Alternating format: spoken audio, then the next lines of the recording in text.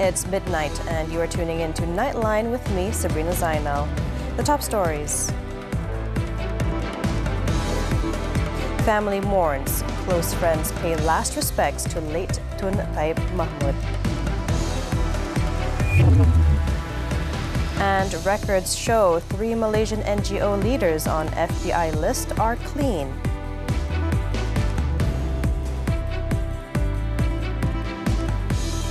Good morning. We begin with this story. The residence of former Sarawak Governor, the late Tun Abdul Taib Mahmud in Demak Jaya in Kuching, was filled with those close family members mourning his passing on Wednesday. Many of his close friends as well as state leaders also came to pay their last respects to the Sarawak statesman. Taib passed away at the age of 87 at a private hospital in Kuala Lumpur at 4:40 a.m.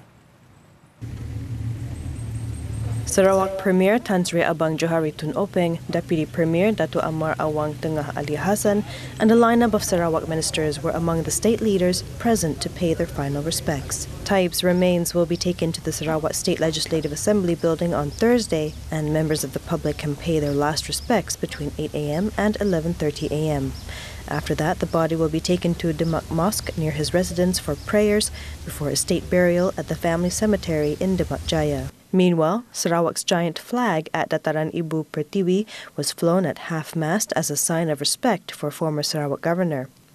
This as the state government had issued an official statement declaring 2 days of mourning in honor of Taib. It also announced that flags throughout the state will be flown at half-mast and all entertainment events will be postponed.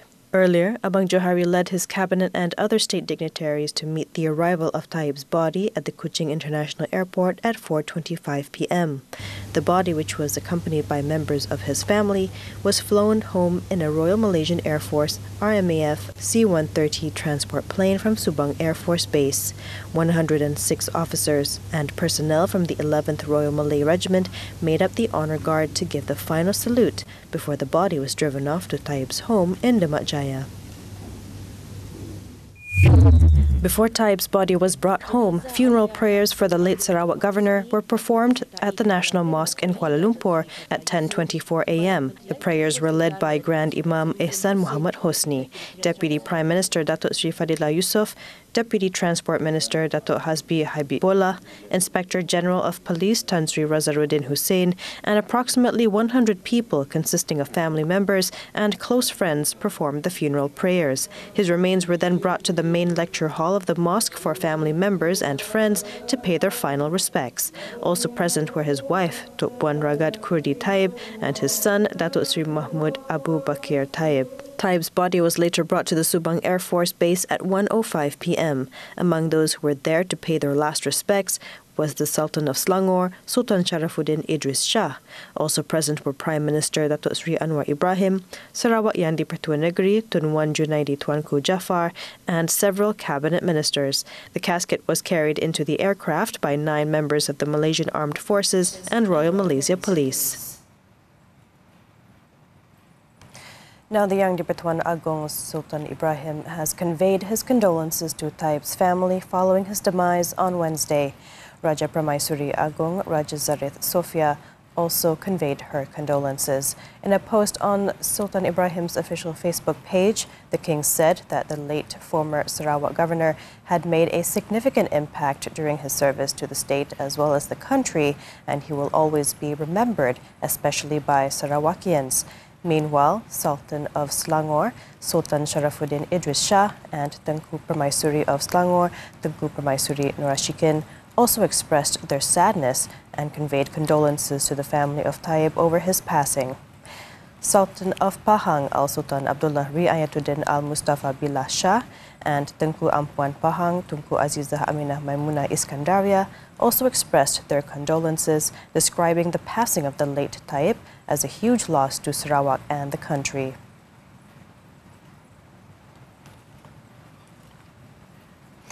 Datuk Sri Anwar Ibrahim also has expressed his condolences to Taib's family and the people of Sarawak over the passing of the former Sarawak governor. The Prime Minister said he was saddened by Taib's death, describing it as a great loss for the country, especially Sarawak. In a statement on behalf of the Madani government, Anwar said Sarawak has lost a respected statesman. He also prayed that Taib's soul will be blessed and placed among the righteous, adding that his deeds and services to the country and Sarawak will always be remembered forever. Meanwhile, Deputy Prime Minister Datuk Sri Fadila Yusof said that all levels of leadership and the people were saddened by the passing of Taib, who had contributed immensely not only to the state but to the entire country. Saya sendiri sebenarnya dipilih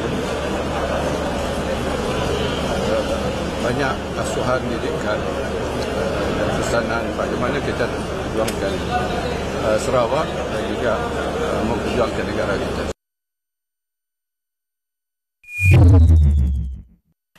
Taib's demise has left an indelible mark on all segments of the community in the state who benefited immensely from the development-oriented policies introduced by him during his 33-year tenure as Sarawak's fourth Chief Minister. Born on May 21, 1936, who is of Melanau descent, Taib has been in Sarawak's political scene since the formation of Malaysia since 1963.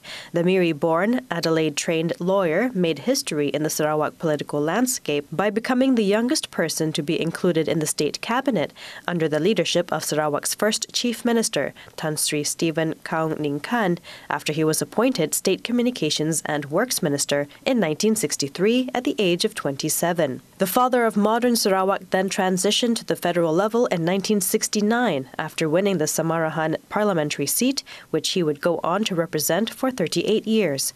At the federal level, Taib held various key ministerial portfolios, including as General Planning and Socio-Economic Research Minister, Primary Industries Minister, Defence Minister, and finally as Federal Territories Minister.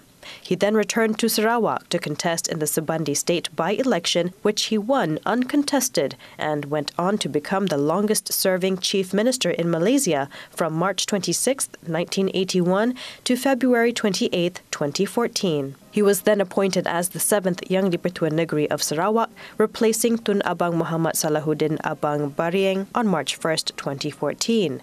After serving as Sarawak Governor for nearly 10 years, Taib was replaced by Tun Wan Junaidi Tuanku Jaafar, who was sworn in as the Yang di-Pertuan Negeri last January 29th.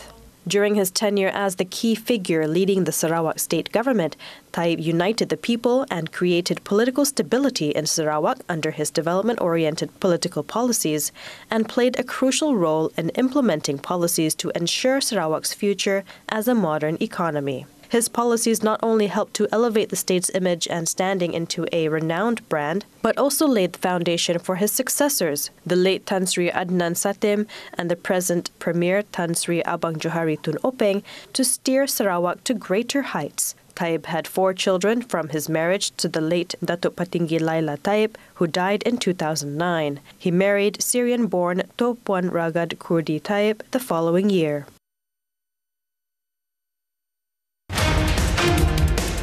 Dive into the pulse of Pulau Pinang's economic vision. What's the driving force behind the Pearl of the Orient's impressive growth? And what's the state's key strategies and future plans? Join me as I will be speaking about Pulau Pinang as the investment powerhouse in this country. This Saturday at 5 p.m. on TV3 and stream on Tonton.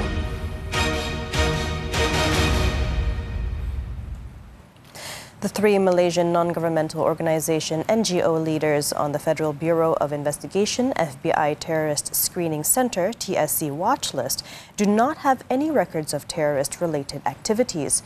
Home Minister Datuk Sri Saifuddin Nasution Ismail said this was based on the security records kept by the Royal Malaysia Police PDRM on 359 people from 53 NGOs involved in Ops Ihsan. Speaking at a media conference in Putrajaya on Wednesday, Saifuddin said identity checks had been conducted on all the individuals before they participated in the humanitarian operations. Jadi berdasar pada rekod semakan kita, keselamatan kita, kesemuanya tidak ada dilaporkan sebagai dalam rekod kita yang terlibat dengan sebarang aktiviti keganasan. Ya. Jadi hal yang timbul itu adalah dalam rekod FBI lah ya, itu yang saya kena tegaskan ini. He added that everyone from the 53 NGOs involved in Op Ihsan had been vetted by the authorities to ensure that no problems would arise during the mission to deliver humanitarian aid to Gaza. The minister also said the Ops Ihsan coordinator had lodged a police report on the FBI claims regarding the 3 NGO leaders, and an investigation will be carried out. Saifuddin also stressed that Malaysia, as a sovereign country, has its own laws and vetting mechanism to identify terrorists and would continue with its existing method and system of maintaining security. He also highlighted that the FBI list was related to the United States' Hamas International Financing Prevention Act, aimed at sanctioning Hamas's supporters. Previously, it was reported that Op Ihsan Secretariat Chairman Jismi Johari confirmed the authenticity of the notification letter received from the Foreign Ministry's West Asia Division informing about the 3 people listed on the FBI's TSC list. Prime Minister Datuk Seri Anwar Ibrahim will be chairing a special meeting on the Johor-Singapore Special Economic Zone, JSCEZ, on February 28th. Communications Minister Fahmi Fadzil, who is also the Unity Government spokesperson, said the meeting will discuss policy matters to expedite the setting up of the zone. Ini merupakan salah satu usaha untuk fast track perbincangan mengenai zon ekonomi khas, dan diharap akan dapat menyelesaikan beberapa perkara supaya zon ini dapat dipercepat penubuhannya. Speaking at a media conference in Putrajaya, Fahmi added that the Prime Minister had stressed the need for an overall coordination between the federal and state governments on the matter. He also said Johor Menteri Besar Dato' On Hafiz Ghazi, state executive councillors, as well as representatives from the relevant ministries are expected to attend the special meeting. On January 11th, it was reported that Malaysia and Singapore had signed a memorandum of understanding to make the JSCEZ a success to strengthen economic ties between Johor and Singapore. The zone targets the electronics, financial services, business-related services, as well as healthcare sectors, and is expected to improve the business ecosystem of Iskandar, Malaysia and Singapore. In Kuala Lumpur, police have busted a drug syndicate which was using 3 luxury condominium units in Cheras to store the illegal substances before distributing them in the Klang Valley, as well as Sabah and Sarawak. 2 local men, aged 41 and 26, were nabbed while various drugs worth 7.6 million ringgit were seized in 2 separate raids on February 14th. Bukit Aman Narcotics Criminal Investigation Department and CID Director Datuk Seri Muhammad Kamaruddin Maddin said the 2 suspects were nabbed while packing the drugs for distribution. Dengan menggunakan kondom mewah ini satu sukar untuk pihak polis untuk masuk. Kerana dalam kes ini di mana kad yang digunakan tu boleh diakses oleh seorang saja. Tak boleh duplicate pun tak boleh. So memang dari segi keselamatan security memang very tight. Among the drugs seized were methamphetamine, Aramin 5 pills, ecstasy, ketamine, and MDMA powder, all weighing over 180 kilograms. Cops also seized a replica firearm with 2 magazines, 2 luxury cars, and a smartwatch. It was believed that the syndicate has been operating since middle of last year and was using courier services to distribute the drugs in Sabah and Sarawak.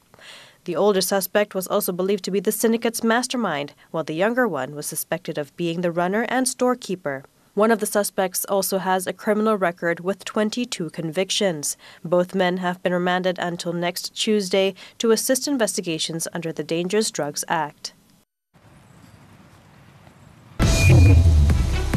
Heavy snow in China kills 1. News from the foreign front when we return.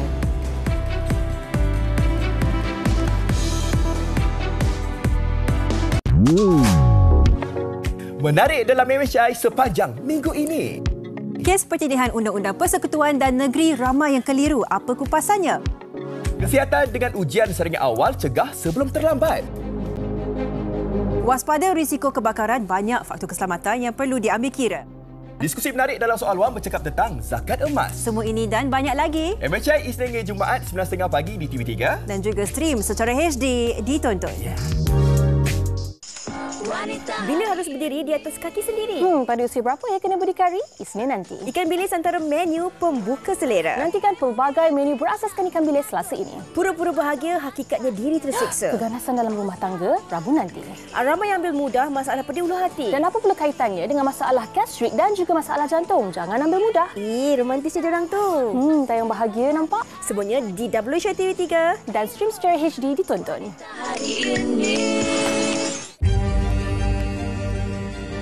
Tanyalah Ustaz minggu ini, Isnin meminta jawatan.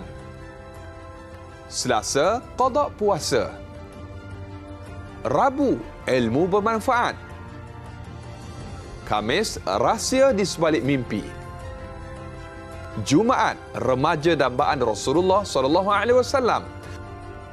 Tanyalah Ustaz, biar tahu jangan keliru di TV3 dan TV9, stream juga melalui tonton.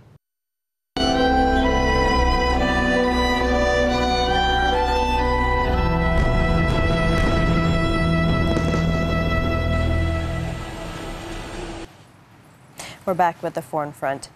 The International Court of Justice, ICJ, held the third day of hearings on Wednesday on the legal consequences of Israel's policies and practices in the occupied Palestinian territory. Egypt highlighted a 75-year history of displacement, collective punishment, systematic violence, and human suffering of untold proportions by the Israelis in Palestine. France, in the meantime, reiterated its condemnation of pronouncement of promoting the reinstallation of settlements in Gaza. Meanwhile, the U.S. said an advisory opinion from the UN's top court had the potential to frustrate peace efforts if it did not account for Israel's needs, adding that Israel should not be legally forced to withdraw from occupied Palestinian territory without security guarantees. Israel reacted angrily to the 2022 UNGA request of the ICJ, with Prime Minister Benjamin Netanyahu calling it despicable and disgraceful. Hamas's attacks. Meanwhile, Zionist strikes across Gaza killed at least 67 Palestinians overnight and into Wednesday, including in areas where civilians have been told to seek refuge. The Al-Aqsa Martyrs Hospital in Deir al-Balah said it received 44 bodies after multiple strikes in central Gaza, putting the death toll to at least 29,313 people.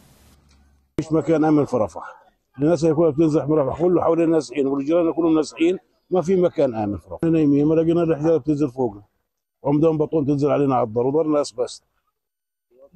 وأطفال لقيت بنت صغيرة طفلة صغيرة في نص الدار عند المستشفى. والدار كلها تكسرت فيش دار. بس هاي الكوس. والقصر اللي جنب جيراننا عشان دكتور في الجامعة بس مش أكتر.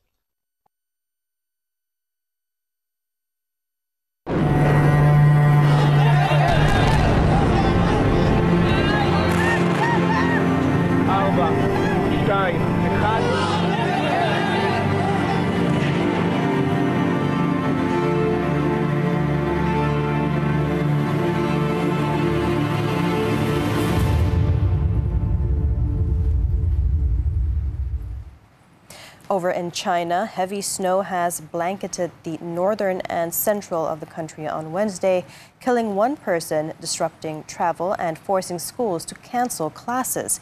Its state broadcaster, CCTV, said a man was killed in a roof collapse at a supermarket in Hebei province. Flights and intercity trains on which many of China's commuters rely on were delayed or cancelled as authorities in several provinces issued severe weather warnings. Tens of thousands of workers with brooms and shovels were also deployed, assisted by snowplows in the hardest hit regions. The severe weather started in western China last weekend with snowstorms and sandstorms closing roads and stranding drivers, many returning home at the end of a week-long Lunar New Year holiday. The National Meteorological Center, in the meantime, is predicting sub-zero temperatures in the coming week for numerous areas.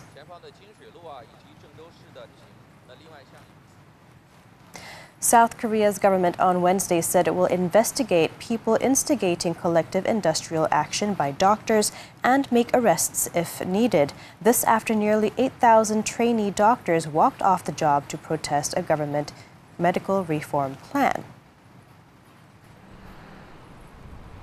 The Ministry of Health and Welfare said 7,813 trainee doctors have left their work sites, a sharp increase from the 1,600 a day before when the labor action started.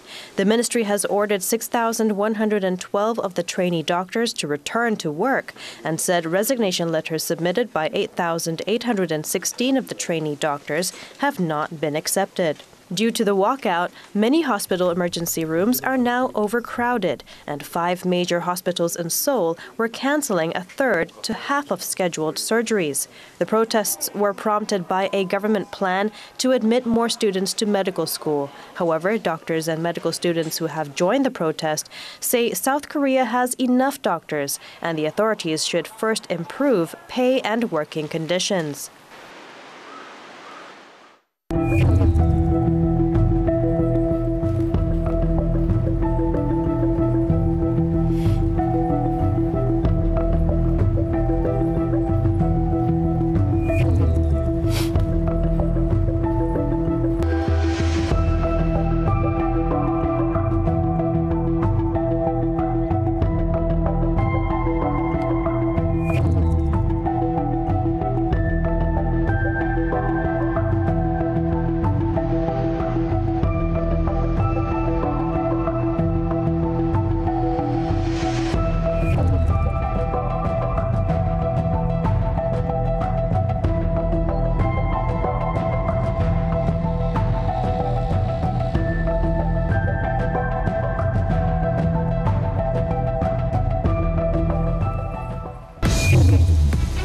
Ulsan cruise into quarter-finals. Sports after this breather.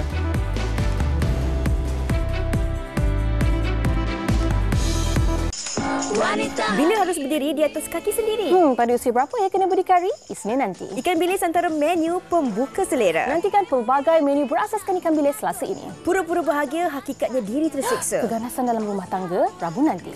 Ramai yang ambil mudah masalah pedih ulu hati. Dan apa pula kaitannya dengan masalah gastrik dan juga masalah jantung? Jangan ambil mudah. Romantisnya diorang tu. Tayang bahagia nampak? Semuanya di WSHA TV3 dan stream secara HD ditonton.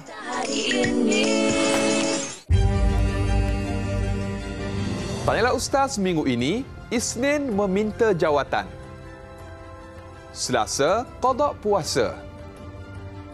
Rabu, ilmu bermanfaat. Khamis, rahsia di sebalik mimpi. Jumaat, remaja dambaan Rasulullah SAW. Tanyalah Ustaz, biar tahu jangan keliru di TV3 dan TV9, stream juga melalui tonton.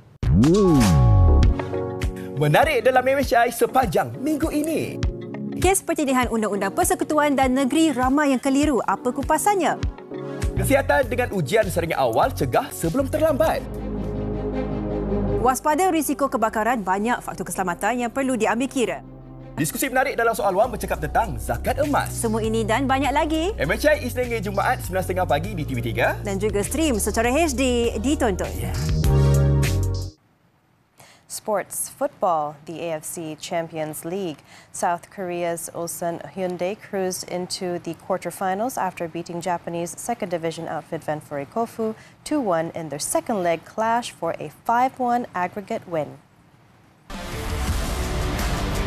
Entering the match with a 3-0 win from the first leg, Ulsan opened the scoring 11 minutes into the game when Kim Ji-hyun slotted in a rebound after Won-sang hit the post. Kazushi Mitsuhira, however, gave the Tokyo crowd something to cheer when he headed home a corner in the 88th minute.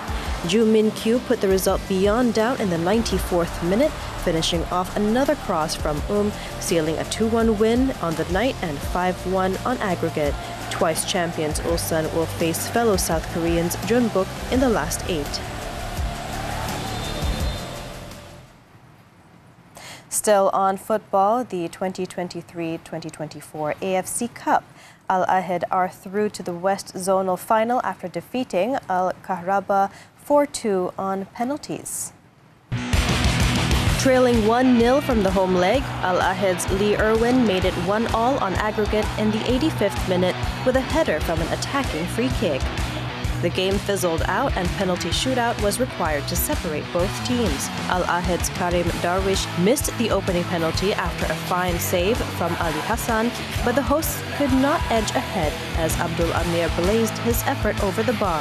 The next 3 penalties were converted before Al-Karabaz Mahmoud Khalil's spot kick was saved by Mustafa Matar. Zahir Al-Midani stepped up to convert the hosts' second, but Matar took matters into his own hands, slotting his penalty into the bottom corner for the Lebanese side to prevail 4-2.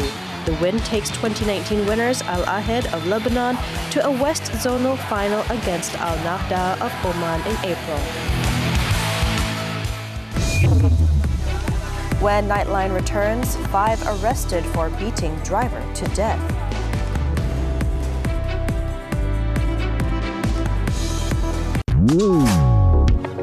Menarik dalam MHI sepanjang minggu ini. Kes pertedihan Undang-Undang Persekutuan dan Negeri ramai yang keliru. Apa kupasannya? Kesihatan dengan ujian serangan awal cegah sebelum terlambat. Waspada risiko kebakaran, banyak faktor keselamatan yang perlu diambil kira.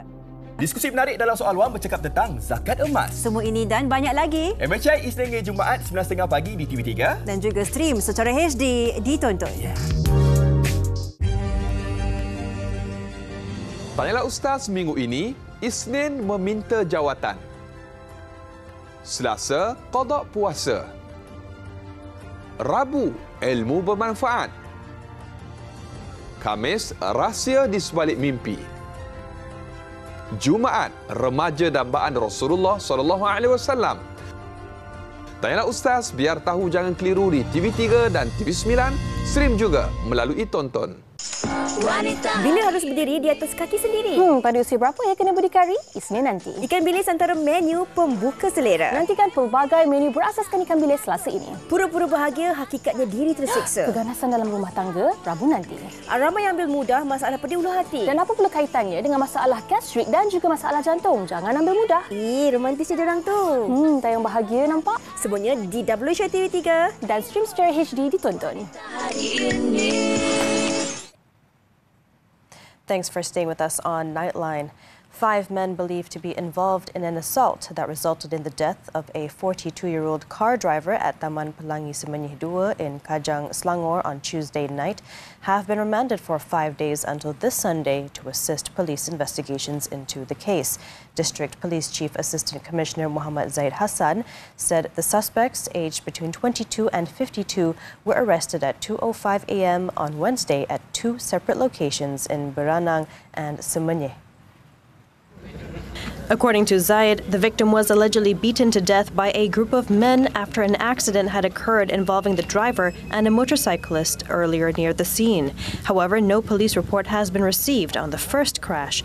Police are investigating the case under Section 302 of the Penal Code for murder. Traffic police have also opened an investigation for causing death by reckless or dangerous driving under Section 41 of the Road Transport Act. Tapi daripada kemalangan pertama tu, saya dimaklumkan setakat ni cuma ada orang awam yang berada di situ yang mengejar dia. Katanya si mati ni cuba untuk melarikan diri selepas kemalangan. Terjadi orang awam di situ tu kejar dia tu menyebabkan kemalangan kedua. Jadi kita pun tak pasti sama ada kematian dia ni disebabkan oleh kemalangan ataupun disebabkan oleh dipukul oleh orang awam. Jadi kita buka 2 kesiasatan untuk siasat. Initial investigations found that the victim's vehicle crashed into a fence in a residential area and the driver was found lying outside his car with bruises on his wrists. Eyewitnesses said the victim was pulled out of his car and subsequently assaulted. His hands were later tied as he was lying in the middle of the road near his car. The victim's body was then taken to Serdang Hospital for post-mortem. Malaysia consistently tops the charts when it comes to plastic waste and pollution. Despite attempts at reducing plastic use through bans and charges, many people are still using straws and plastic bags. Now, how can the people make a shift to more sustainable alternatives? FMT's Danish Rajareza has the story. Walking past rivers and streams covered in trash, you might find yourself thinking, what a shameful sight. But you may have contributed to the pollution yourself. A study has revealed that each Malaysian throws 2.29 kilograms of plastic, which ends up in the oceans every year. That's equivalent to 458 plastic bags per person. To reverse this unwelcome practice, several states have experimented with measures aimed at reducing our reliance on plastic, including by charging for plastic bags and banning drinking straws. But those measures have not had the desired effect. Plastic bags and containers are still used by many supermarkets, restaurants, and hawkers to package food. Undeterred, the government recently ramped up its war against plastic by targeting a nationwide ban on single-use plastics by 2025. But with previous measures showing limited effectiveness, what is the best path forward? Tarmizi Anwar of the Consumer Choice Center Malaysia says the government should offer incentives to the private sector to encourage research and development into sustainable alternatives to plastic. Traditionally, those incentives have taken the form of government grants, but Tarmizi says there are other alternatives. Not necessary bagi grant, tapi apa yang mereka boleh lakukan adalah sekiranya company tersebut ataupun private sector mereka invest dalam research and innovation, pihak kerajaan wajar untuk melihat itu sebagai salah satu daripada pengecualian cukai yang boleh dilakukan, ataupun sekurang-kurangnya mengurangkan bayaran cukai daripada pihak private sector. Tarmizi also called on the government to reduce trade barriers, slash red tape, and simplify patent processes so that sustainable alternatives are more readily available. Tarmizi also believes consumers should be rewarded for going green. Saya rasa adalah salah satunya adalah untuk kita bagi pengecualian cukai. Kita boleh tunjukkan bukti, menunjukkan bahawasanya penggunaan barang-barang receipt berkenaan dengan barang-barang alternatif yang lebih mampat ataupun yang sustainable itu boleh dijadikan sebagai salah satu daripada pengecualian cukai. Mageswari Sanggarawalingam, Honorary Secretary of Sahabat Alam Malaysia, suggests encouraging people to bring their own food and drink containers and cutleries when they purchase their food and drink. Stores can offer discounts for those who bring their own containers. From our experience, when we bring our own containers, you want to tap our food, sometimes you get more food. She also believes bringing back the traditional practice of using cloth sanitary pads and diapers will significantly reduce plastic waste.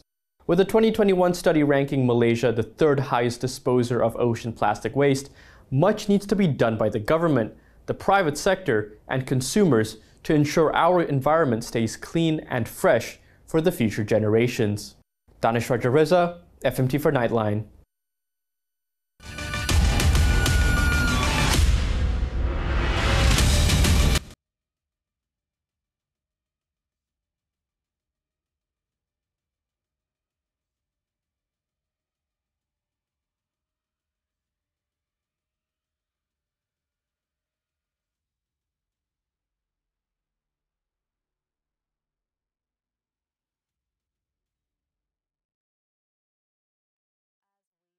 Nightline this time around, let's take a look as the Singapore Air Show kicked off on Tuesday, showcasing an array of incredible aerobatic flying teams as they take to the skies with adrenaline-pumping stunts. With that, I'm Sabrina Zainal. Thank you for tuning in and stay safe.